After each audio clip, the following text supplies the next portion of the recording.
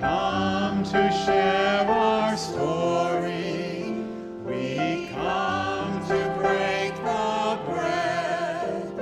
We come to know our rising from the dead. We come to share our story. We come to break the bread. We come to know our rising from the dead. We come to share our story. We come to break the bread. We come to know our rising from the dead.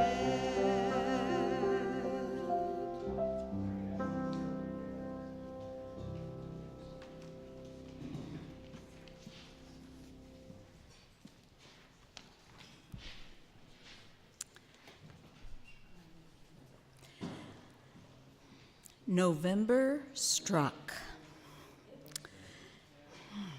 And then in the falling comes a rising, as of the bass coming up for autumn's last insects, struggling amid the mosaic of leaves on the lake surface. We express it as the season of lacking. But what is this nakedness? The unharvested corn, frost shriveled, but still a little golden under the diffuse light of a foggy sky. The pin oak's newly stark web of barbs, the vines shriven of their scarlet and left askew in the air like the tangle of threads. What is it but greater intimacy? The world slackening its grip on the veils, letting them slump to the floor in a heap of sodden colors, and saying, "This is me.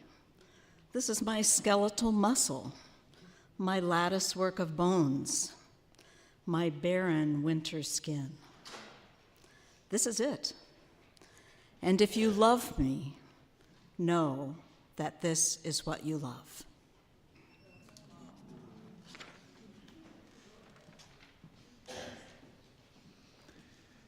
So we come to be reminded that we are in the presence of love and that we embody love itself, just as we are, just our barren, naked selves. We are enough. We are loving, lovable, and love itself. And we come to celebrate love, nurturing, comfort, and care, and all of the traditionally feminine qualities, at least those we associate with the feminine spirit. And we are a female-dominated circle today. If you weren't aware, a number of our men, 45 I heard from the church, are out at Koinonia this weekend. So it is an estrogen-laden group. So let's lift your spirits, lift your soprano and alto, some of you, voices, and awaken to the presence of God in this place, in your hearts, and in this room. I invite all of you who are able to stand, and let's sing together.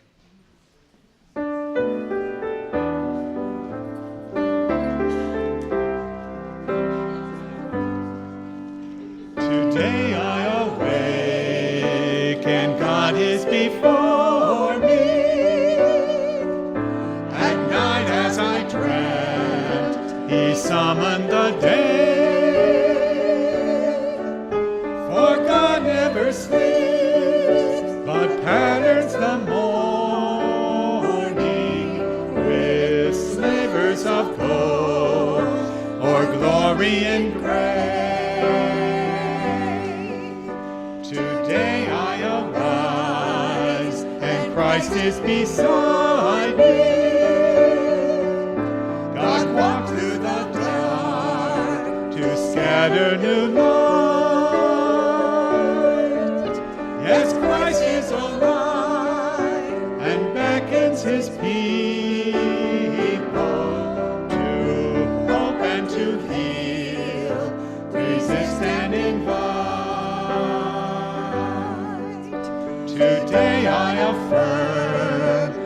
Spirit within me, and worship and work in struggle and rest. The Spirit inspires all life which is changing, from fearing to faith, from broken to blessed. Today I enjoy the Trinity round me, above and beneath, before and behind. The Maker, the Son, the Spirit together, they call me to life and call me their friend. They call me to life and call me their friend.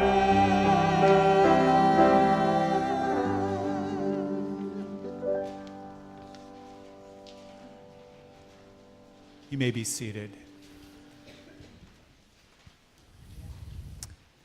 And I invite you, as you settle into your chairs, to really settle in and feel the firmness and support of the chair beneath you.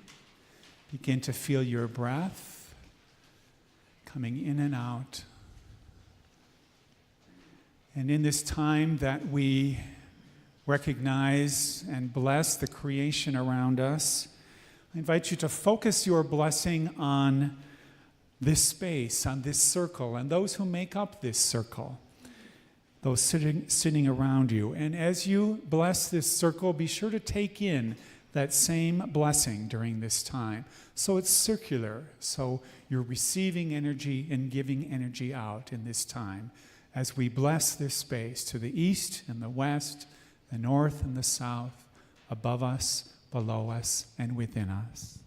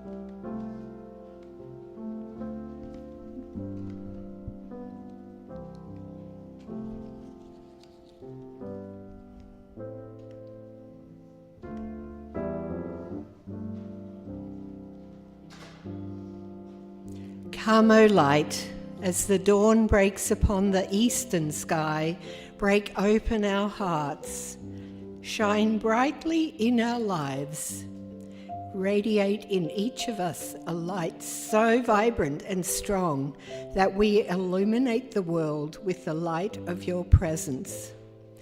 May we follow the example of Jesus and blanket our world with your self-giving love, your compassion and care.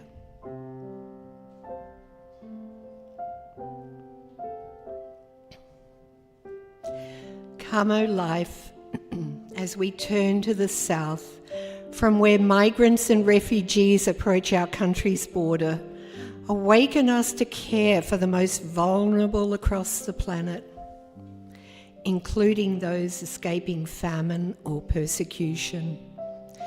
Stir our hearts, awaken our empathy. May we shelter those in need of protection, clothe the naked, feed the hungry, and ease the pain of all who are suffering. As those graced with so many resources, may we generously share out of our abundance.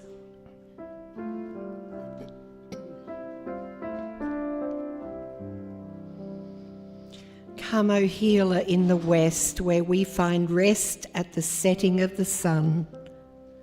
Restore us to wholeness. Bind our wounds, gently soothe our souls.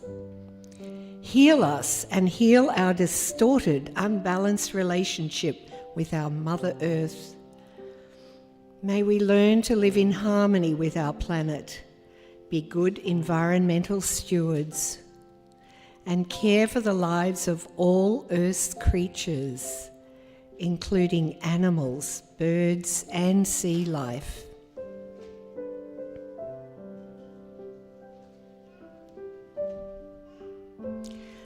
Come, O Spirit, as we look to the north and prepare for winter.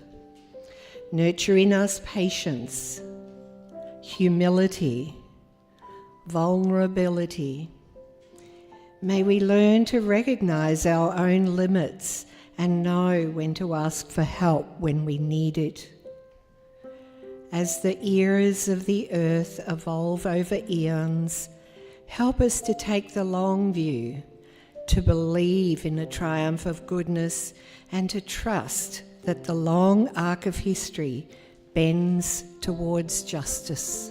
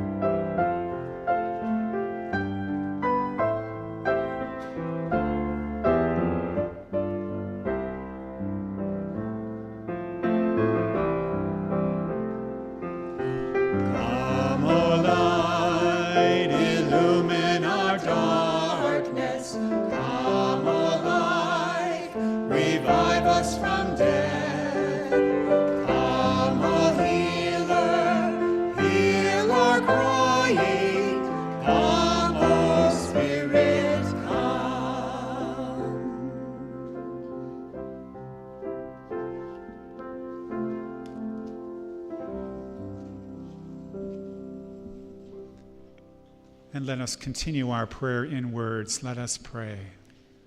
Holy One, we see the reflection of your beauty, openness, patience, and creativity in the bountiful creation in which we live. May we inhabit and embrace these gifts as our own.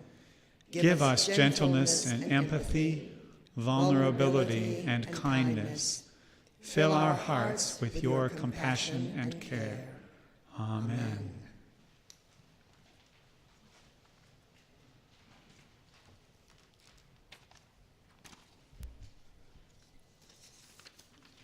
The scripture reading this morning is from Luke. Jesus said to his disciples, "There was once a rich man who had a manager. He got reports that the manager had been taking advantage of his position by running up huge personal expenses. So he called him in and said, 'What's this I hear about you? You're fired, and I want a complete audit of your books.' The manager said to himself, 'What am I going to do? I've lost my job as manager. I'm not strong enough for a laboring job, and I'm too proud to beg. But I have a plan. Here's what I'll do. Then when I turned out into the street, people will take me into their houses.' Then he went at it, one after another. He called in the people who were in debt to his master, and he said to the first, 'How much do you owe my master?' He replied, 100 jugs of olive oil.' The manager said, 'Here, take your bill, sit down, quick now, write 50.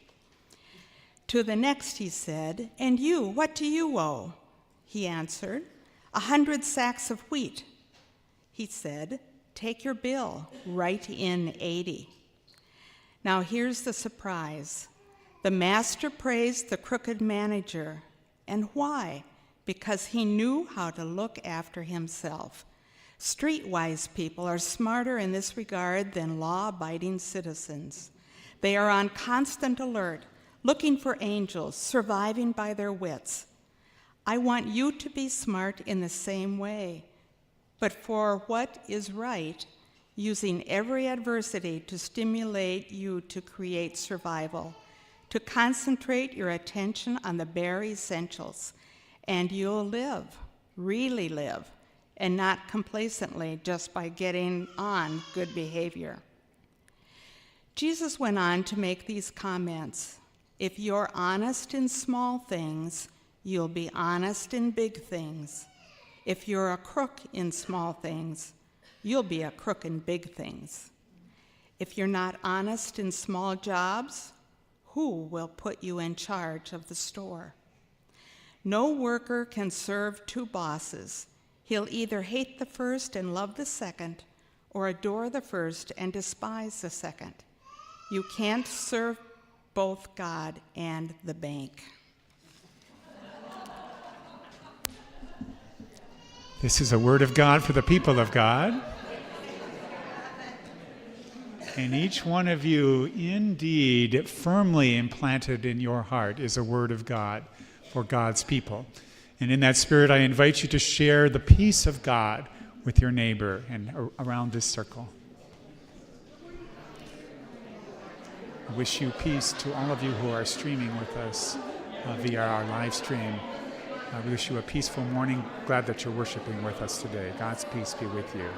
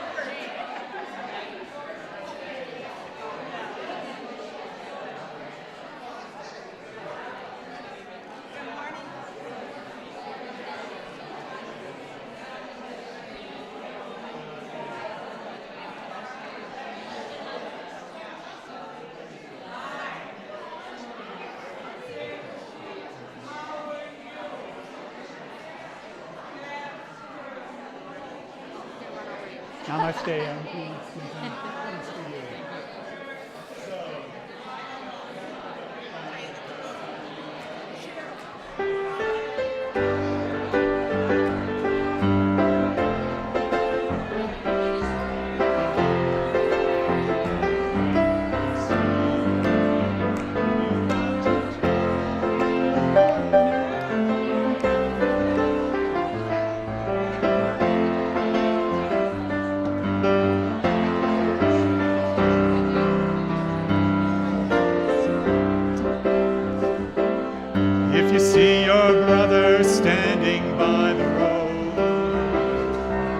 heavy load from the seeds he sowed.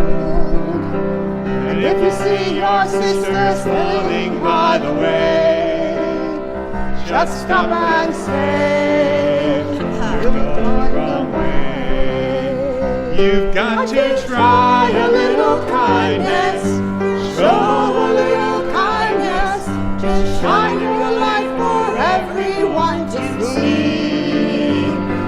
and if you try a little kindness, then you'll overcome the blindness of narrow-minded people on their narrow-minded streets.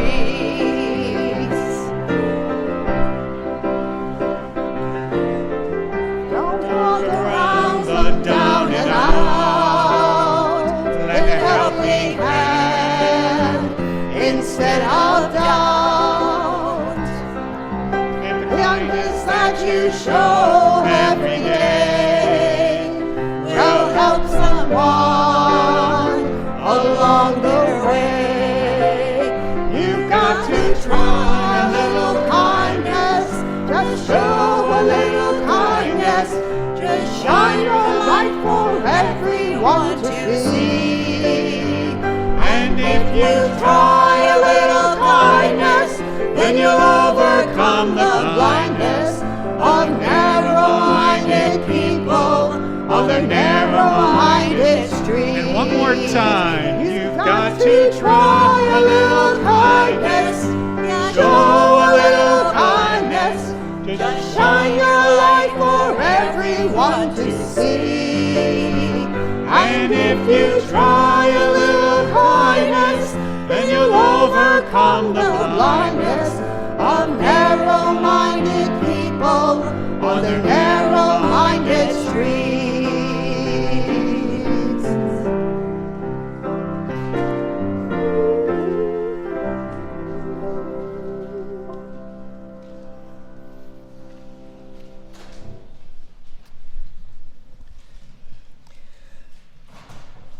This is one of the most difficult passages for ministers to ever talk about. Jesus, in the middle of a conversation with his disciples, seems to affirm unethical behavior. Jesus, what is on your mind? Well, if you go past the interesting details, what you discover is Jesus saying, be smart and invest in relationships. Invest in relationships. The dividends that come from relationships will never, ever go bad. Today, we want to lift up someone who is a wonderful example of what it means to invest in relationships. When we think of stewardship, so often we think about money. But the steward, the shomer in Hebrew, is one who looks after and guards and cares for the community with extravagant love and extravagant generosity, giving out of their very being to look after the future of the community. Holli Rosenburg is a shomer. She is a steward of relationships. She has invested more than 2 decades looking after the future of a community. And today we want to say, Holli, how much we love you and appreciate you. And because I couldn't talk about you by myself, I have some people who are going to help. Lynn Carroll and Megan are here from Children's Ministry.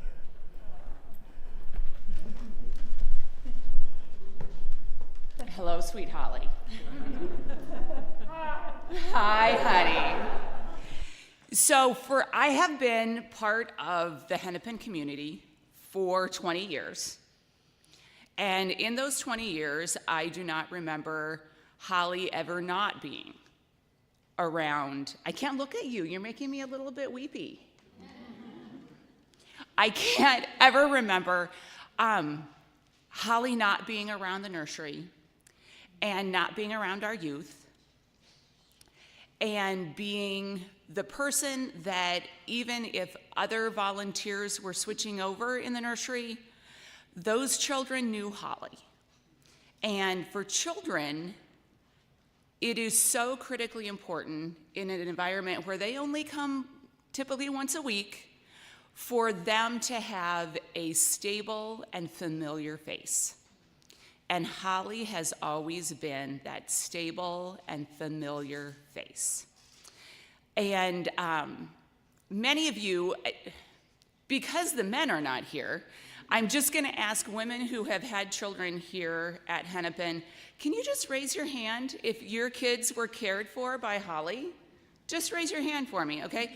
If Sally Johnson were here, I know that Holly took care of the Johnson boys when they were young. And I'll tell you a very funny story that Sally shared with me. She said that when Holly took care of her boys, Holly, you'll remember this, they would come home and they would say, Holly makes us the best juice. Best juice in the whole world. Mom, can you get the recipe for Holly's juice? Friends, Holly's juice was a mixture of High C and Mountain Dew.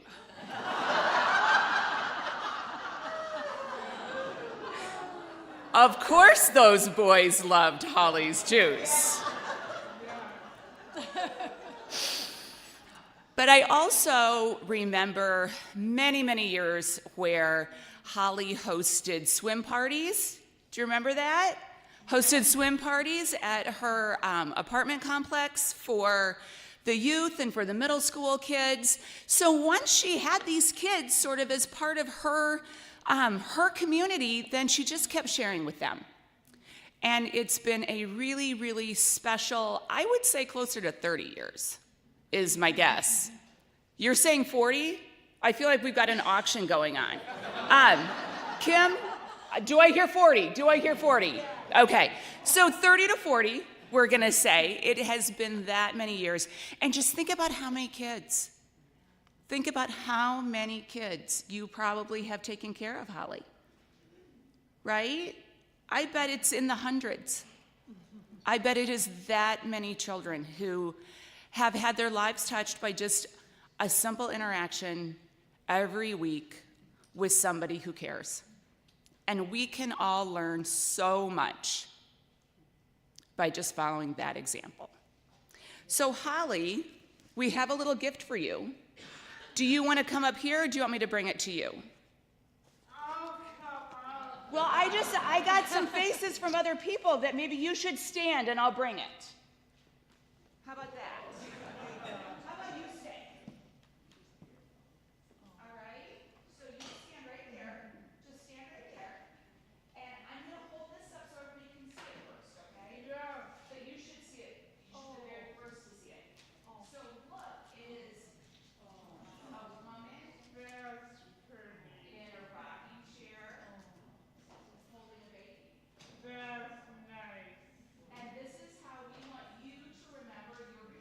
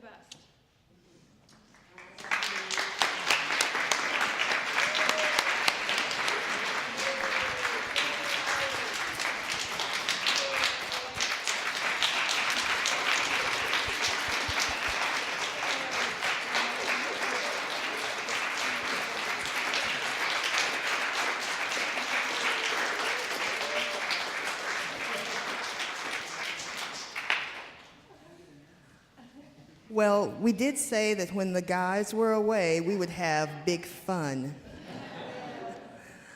Holli's sister and her cousin and her good friend are here, and they are going to have a few words to say as well. Good morning. I am Robin. I'm Holli's older sister by 4 years. And I hate to contradict things, but Holli's been taking care of other people's children for 47 years. I know that because she moved to Minneapolis when my daughter Sarah was born 47 years ago. And at that point, she lived at the Mahalia Fisk Pillsbury Club. I don't know how many of you know about that. It was a women's residence in downtown Minneapolis. And first she worked in housekeeping at the Curtis Hotel. And then she called me one day and she said, "Do you think I could work at the hospital?" I said, "I think they'd be damn lucky to get you." So she went over and she applied for a job and they hired her on the spot, and she was there for years and years and years. And so I thought it was really apropos that the verse here, the saying here at the beginning was, "You're not rich until you have something money can't buy." And that's Holli. And I think that she has created for herself one of the richest lives of anybody I know. She has people from all over that love her. She has friends from the Pillsbury Club 47 years ago that she's still in touch with. High school friends that she's in touch with. Patients from the hospital. You know, I mean, the woman sends out more than 250 Christmas cards a year. And she gets them back, you know. I mean, the first time that she took Sarah to spend the night at the Pillsbury Club, Sarah was 6 months old. So she helped me rear my 3 children. Sarah has 3 children. She has helped Sarah rear her 3 children. And then she's had all of the children that have been here. And now she's welcoming the children of the children that she babysat for here and worked with in the nursery. So I just wanted to tell all of you that Holli loves this church and loves this group. And it's so nice to see that love put back her direction. I was watching people this morning come and say good morning to her, and I was feeling a real sense of satisfaction for Holli and her rich life. So thank you all so much. And Holli girl. Hi. Love you. I guess it comes to me. I'm Mary. I am a friend of Holli's. I have known her only 10 years, but it's been a true blessing. When I first met Holli, I was just recovering from breast cancer. I didn't have any hair, so now I'm growing hair as long as I possibly can.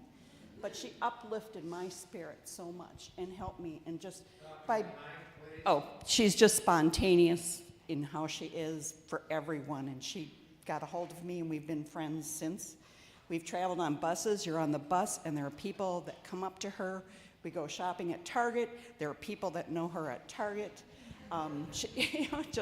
We go to Southdale, and she sits down in the kids area and plays with the kids there. So kids are definitely a very important part of her life. But she has made me a stronger, better person by her as an example in what she does for other people and how she attracts people, and knowing what it means to live a positive life. Because Holli's one of the most positive people I know. And she just is a blessing, and I'm so happy to have you in my life. And I'm glad she's part of this congregation, because she talks about it all the time and appreciates all of you. It's to you. I'm glad I have you too, Mary. You bet. And should we tell them about our being twins? Oh.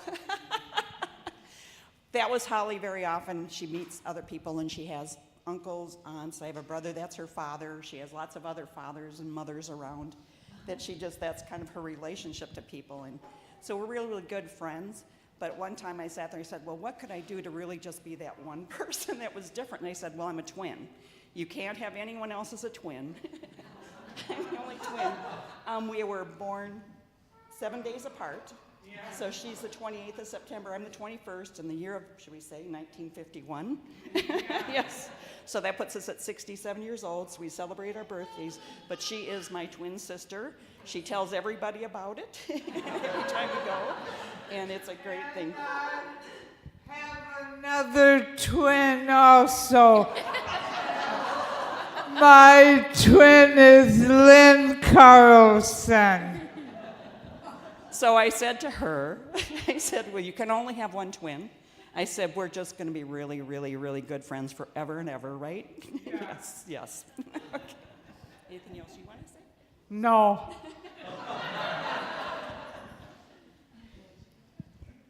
Hi, I'm Holly's cousin, Margaret.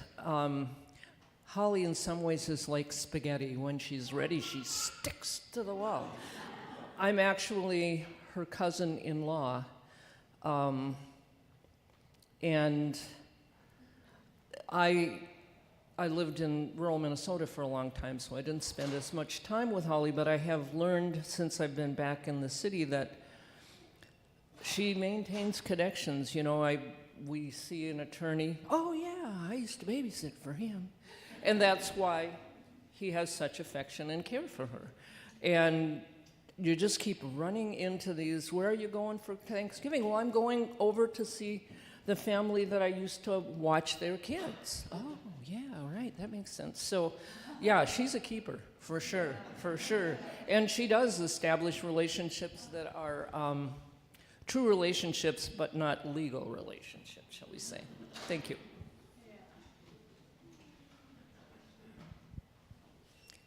Holly, would you like to be long-winded now?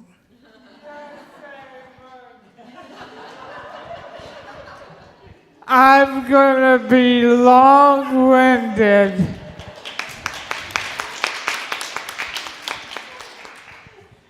And I thank everybody for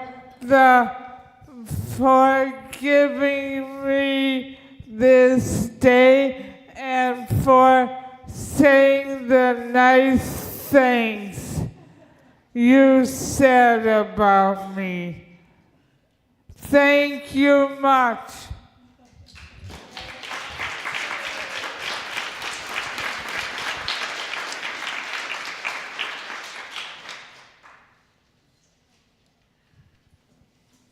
I want you to be smart for what is right, using every adversity to stimulate you to creative survival, to concentrate your attention on the essentials so you'll live, really live, and not just get by on good behavior.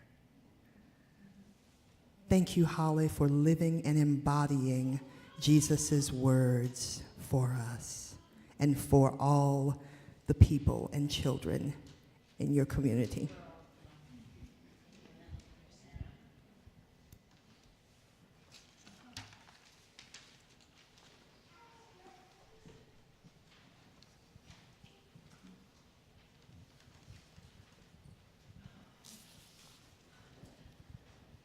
A story of extravagant generosity. Actually, lots of stories of extravagant generosity. And there are other stories of great joy and generosity in our lives that abound throughout the circle, and also stories of sorrow. There are things that you may be feeling deeply grateful for, feeling deep joy about, or other deep concerns that you have for your own life, someone in your own family, or for our world. So in these moments, I invite you to to be in a spirit and an attitude of prayer, to turn to God, open your heart, share your words, or just be present with the Holy within you. Those of you who have a prayer aloud, I invite you to raise your hand. We'll pass the microphone to you, and we'll hold your prayer as a community.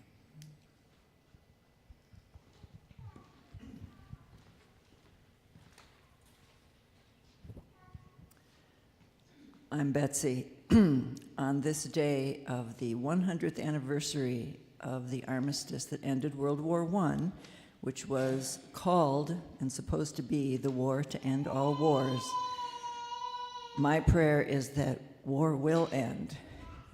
It is far off and seems impossible, but that is my prayer, that we will have an end to war.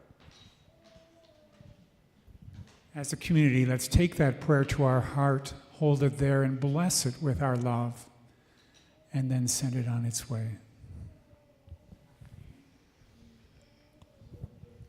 Prayers for all of those who are affected by the devastating fires in California and also by the horrible shooting that took place once again.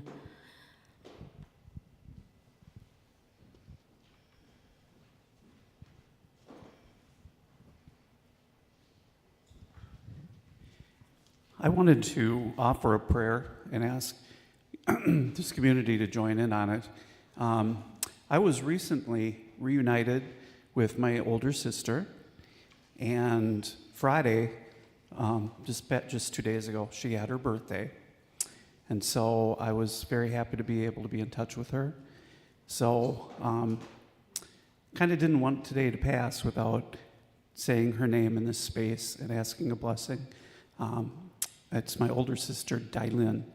So please say a prayer for her.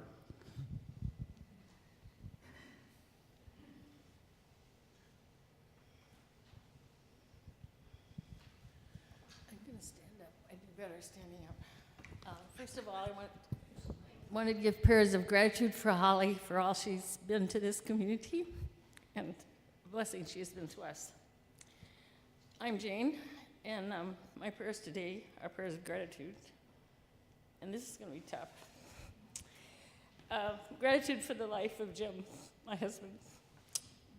Last Sunday we honored the saints in this service, and then the past Friday was the first anniversary of his passing. All of which prompted me to want to speak of his life. So I have prayers of gratitude, not only for his life, but for the way that he lived his life. With integrity in his work ethic, honor in his relationships, love of his family and all creation, humor for the sake of his own soul, and the laughter it provided for the rest of us. Also, I have a great gratitude for Jim's bravery and diligence in the more than 40-year battle with bipolar disease. He never let the disease defeat him. He took his punches, and in the long run, he prevailed. And other diseases took his life force. There are also prayers of gratitude for all of the love and support Jim and I received from this community over the many years, as well as the concern and support for me in this year since his death. I thank God for it all, and for all the faces of God in this community and beyond, who have been there for us when we needed them. Thanks be to God. Amen.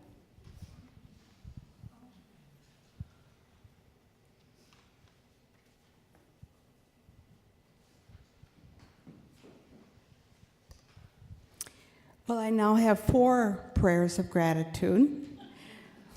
One is for Jim Stegner, a terrific dear friend of ours, and such a joy to share so many adventures together. He was a true friend. He kept us in stitches, and we still miss him.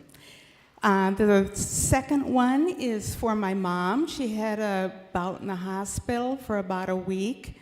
She was feeling great, and she's doing great now, but I seldom witness all the staff coming and hugging her and crying when she left because they wanted her around. They just enjoyed coming in to see her and take care of her and sit and visit and all of that, so that's great. The third one is for my nieces in-laws who live in Paradise, California, or they lived there.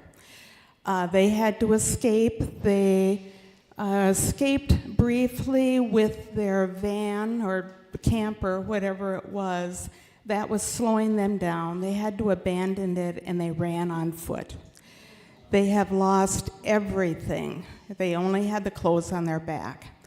They are safe. They're going to live with my niece for a short period. They plan to rebuild, but not in Paradise. They're going to go closer to their children.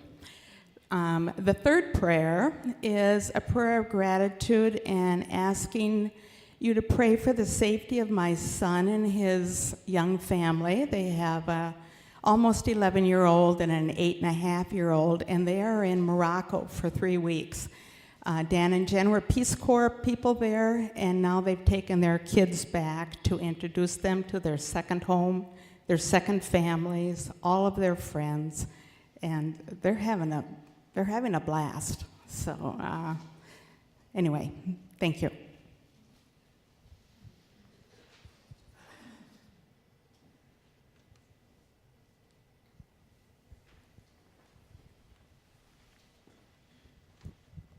I'm Trish, and I lift up all the men at the retreat, that they are open to the Spirit and changes and enveloping the Spirit while they're out there.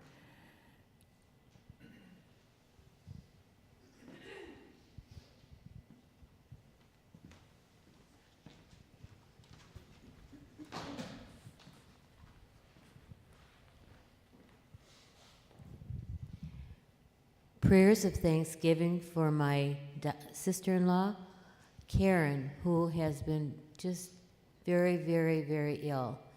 And she's on the mend, still in the hospital at the University of Minnesota, where she had surgery and had pancreatitis. Very, very, very ill. But she's starting to come back, so we're very thankful.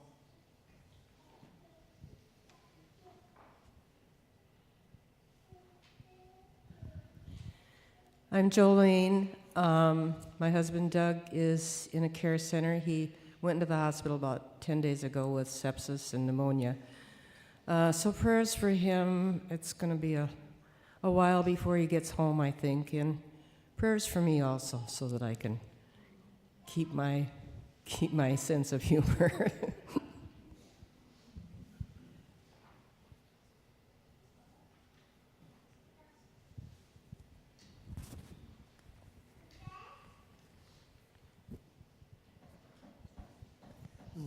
I too have two prayers. First, to update you on Bob, he is home now. The bulletin says he's in the hospital, but he came home on Tuesday, and he did have all the rest of his toes on his left foot amputated, and he's doing well. They looked at them yesterday and said their healing is doing well. He's been a little confused, and I think it's all the changes. He had to have dialysis in the hospital, and so he was on more than one floor, and he's still not sure yet where he is at Folkestone, but it's coming back. He asked about you all so many times.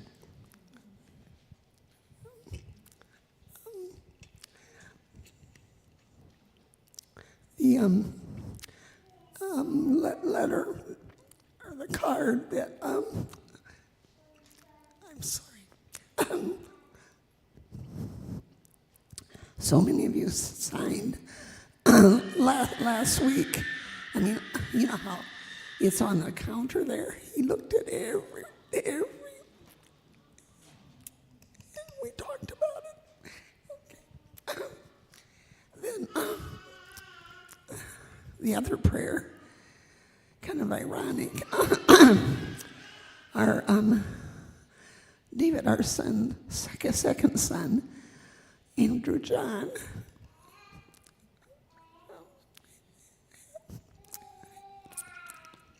his Bob's first name, and he goes to Pepperdine. And of course, we were very concerned if Andrew was involved in this shooting, and he wasn't at the bar. But if you notice that one of the dear young people, a young girl, was killed there, and Andrew does know her. And so again, the yin and yang of it all. Life is precious. Thank you.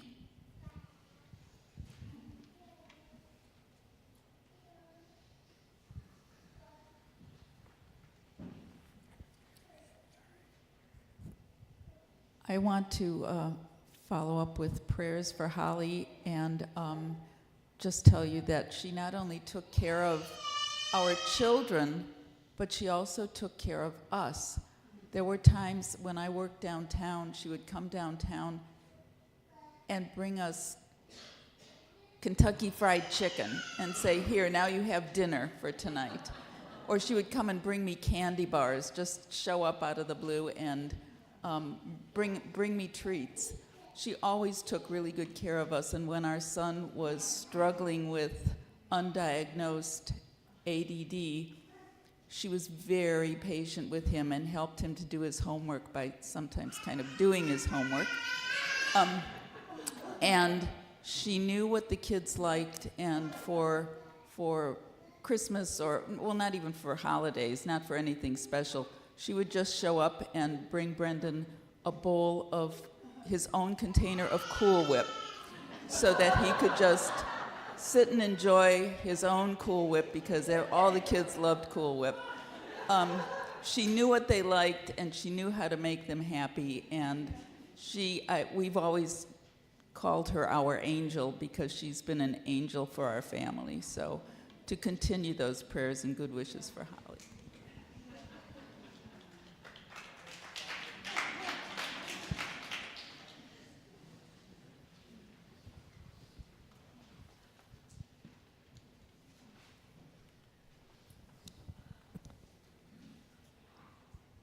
I just got back from a third world country, and I am so thankful for clean air, clean water, and people obeying traffic laws where you don't necessarily get killed every time.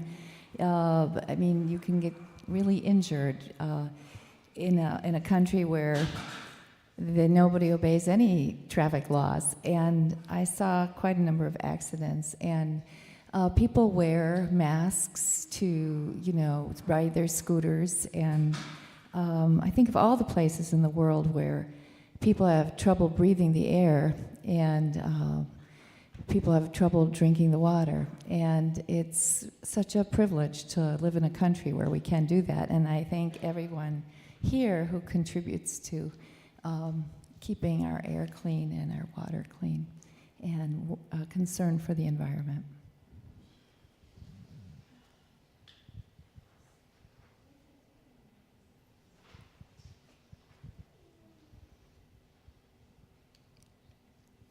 And together, let us join our voices in this prayer. Let us pray. God of love, hold our prayers in the tenderness of your heart. Thank you for the comfort and peace that you are already extending to us. We are grateful that we are never far from you, and we give thanks for this nurturing community of fellow travelers on the way. Amen.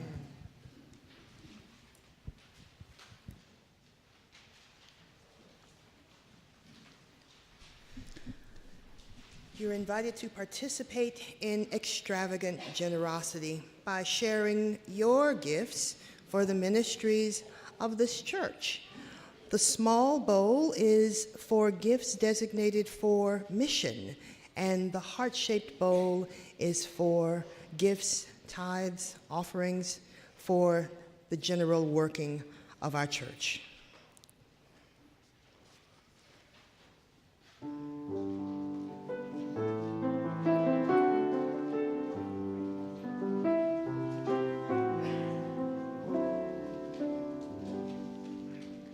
God it was who said to Abram, pack your bags and travel on. God it was who said to Sarah, smile and soon you'll bear a son. Traveling folk and aged mothers, wandering when they thought they'd done. This is how you call your people, losing all because of one. God it was who said to Moses, save my people, part the sea. God it was who said to Miriam, sing and dance to show you're free. Shag and sing and tambourines, doing what God knew they could. This is how you call your people, liberating what they should. God it was who said to Joseph, down your tools and take your wife.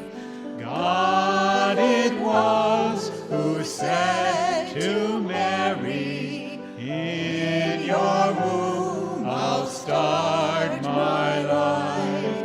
Carpenter and country maiden, leaving town and trade and skill. This is how you call your people, moving them through what you will. Christ it was who said to Matthew, leave your books and follow me. Christ it was who said to Martha, listen first and take the tea. Civil servants and housekeepers, changing places at a cost. This is how Christ calls disciples, finding those he knew were lost.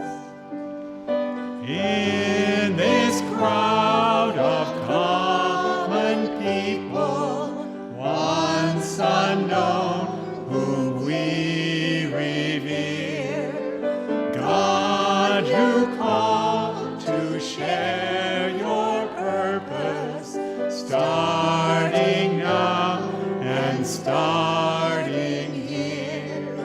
So we celebrate your calling, so we prize and praise your choice. Now we pray that in this circle you will act and raise our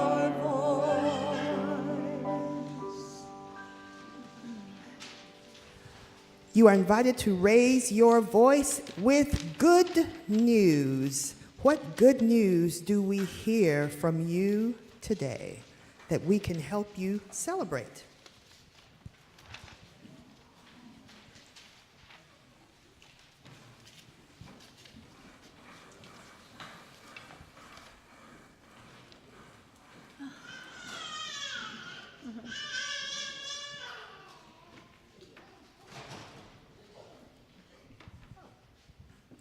Well, on Tuesday, election day, I worked as an election judge, and it turned out to be a bit longer than I thought.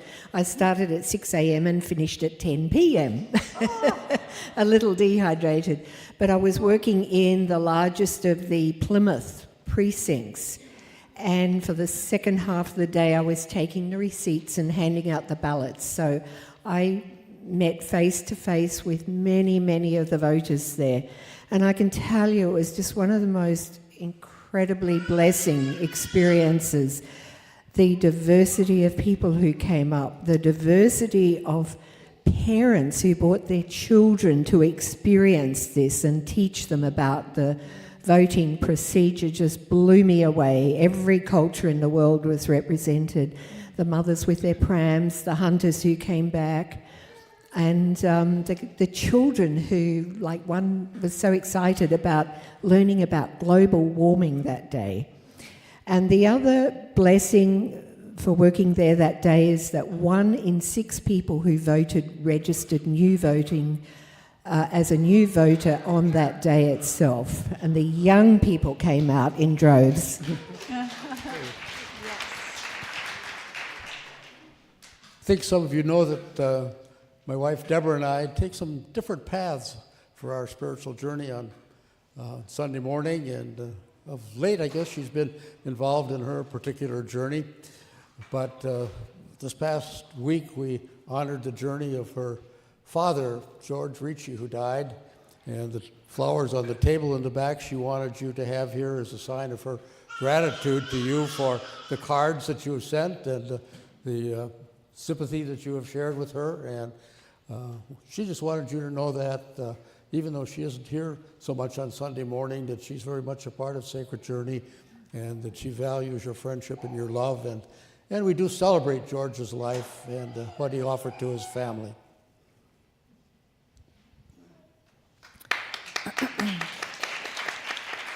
I just want to express again, related to Holli's extravagant welcome and encouragement. Bob and I met Holli 8 years ago in a small group in this church, and had never walked through these doors in any other way. And at that group, she would say, "I think you would like Sacred Journey. I think you would like Sacred Journey." So Bob and I weren't attending anywhere at that point, and I said, why don't we just go visit that church? So we came to Sacred Journey, we stayed for brunch, we went to the sanctuary, we went to Many Voices at that time, and I said, wow, Sacred Journey hits it. And as a result of that, there sits Jada, because we talked about it. I said, I think you'd like Sacred Journey. And my dear friend Kate L., I kept saying, Kate L., you should hear what they talked about on Sunday. I think you would like it. And finally, Kate L. showed up. Randy and Francis have been here. There have been a number of others, but they all started with Holli. Yay! Thank you, Holli. That's great. I am representing David today because we're celebrating the fact, as you know, he started the U of M as a freshman this fall, and he took his big exam, and he was so nervous about it, and he got a 97 out of 100. So I wanted to have you know this because you're his family. What was the subject? Comparative religions and the history of religion as well. So wow. He wants to be the Pope, but that ain't going to happen. Well, I have some joy in my life. I'm going to go out to see Kathy, our daughter, and family in Denver on Thursday for early Thanksgiving. And they have 4 children, lots of busyness in the family. I wore this necklace this morning that she gave me that is all of the birth stones of, I have 7 grandchildren because David has 3 also. So it's a joy in my life to be able to go there. Oh, absolutely. Here you go. And we stretch forth our hands and we wish you many years of much joy.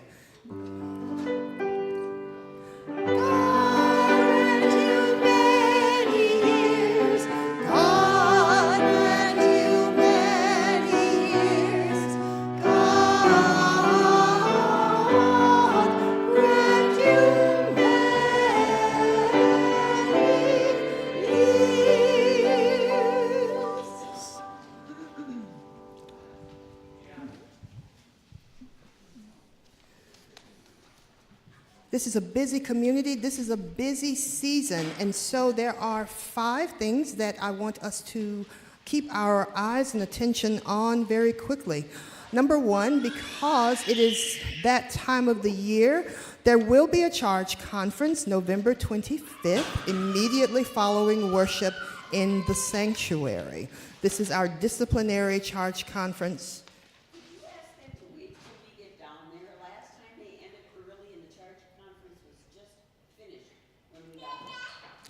I will ask. I don't have that authority to tell them, but I will certainly share. I will share that. Okay.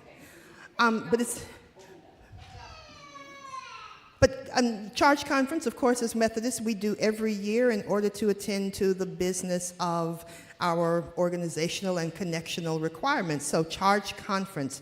The second thing is that Liturgist podcast is next week, and there have been over 500 tickets sold. So if you are wanting to attend Liturgist podcast, volunteering is a good way, or purchasing a ticket. Donations for our new refugee family can be received by calling Ann Carlson or Mary Martin, and they will give all of us instructions on how to prepare for our new refugee family. The Advent kickoff, December 1st, in the social hall. And the last one. Yes, tomorrow is the deadline for writings for submissions for the Advent devotional. And so all of these thoughts you've had brewing around in your head, time to get them out onto paper or onto your keyboard. The theme is, do you hear what I hear? And each week we're walking through the verses of that song. So do you see what I see? See, hear, know, pray. So you might take one of those words and think about how you see or hear or know or pray the presence of God your life. That would be one way to go to reflect on that. So they're due at noon tomorrow, or, fudge a little bit. But. It's also communications. And you send it to communications@haumc.org, right. Also want to announce that there's no seeds of celebration today with Steve and all the guys away. We won't be having seeds. Thank you to Carol Jean for singing, for Deb for the table, and for all of the worship leaders. Anything else? Let's stand. Oh, we got one couple more over here. Little thing. One little thing. Thank you. I just want to also say how grateful I am for this community and what a tender service this was. And I just have to say a little thing about Holly, that she, it wasn't just kids that she nurtured. And when I was struggling with my mom and her, dying and getting old and all of that, Holly would send little love notes to me, happy hump day. And there'd be like a couple dollars, treat yourself, and just all of her little tender things. And I'm terrible at sending Christmas cards, but I would always get one still from Holly. And so that's something I have to say. And then I also have a little selfish thing I'm doing this Friday. If you don't have anything going on, I'm going to be at Ingebrigtsen's, which is a Scandinavian gift shop and meat market, and I'm telling the story about my family's restaurant, the Jolly Troll Smorgasbord. And there will be some trolls there, and our little French friend Josette will be there as well, because she's a little Nordic troll, believe it or not. So if you are free and want to come by, there's going to be a little talk at 11 and at 1. And so that's all. No, I'm sorry. That sounds wonderful. I didn't know about your Troll family. encounters of the jolly kind. That's wonderful. So to make it a full weekend, you got your Friday planned. And on Saturday, my trio is playing in St. Paul at a place called Studio Z. So I don't have my flyers with me, I'm sorry. But the concert's Saturday evening at 7. And at 6, I'll be doing an interview. So if you want to get there early, you can hear the interview, live interview. And then at 7 is the concert, and we're just doing a couple sets. And it's a very intimate space. Only probably 90 people could sit in there. So if you want, I can send you more information about it, or you can just look for the address and Google it. Yeah, you can look for Studio Z, just the letter Z. And if you want to put my name, Mary Louise, in there, I bet you'll find it right away. All right, thanks. This is sort of boring after that. Any of you who are new to the hospitality setup or to the after-service helpers who would like to have a couple of minutes of just another walkthrough, I can stay around today and help you with that if you're interested. Let's stand as you're able, and we're going to sing Hallelujah to Holly.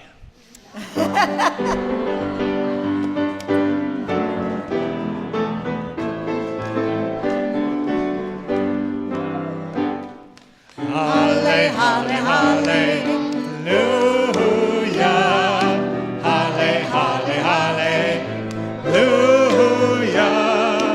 Halle, halle, hallelujah. Hallelujah. Hallelujah. One more time. Halle, halle, hallelujah. Halle, halle, hallelujah.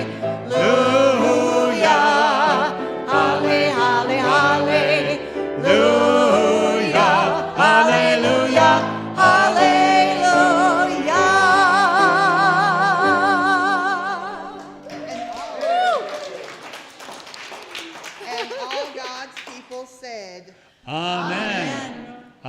Women, children, animals, creation.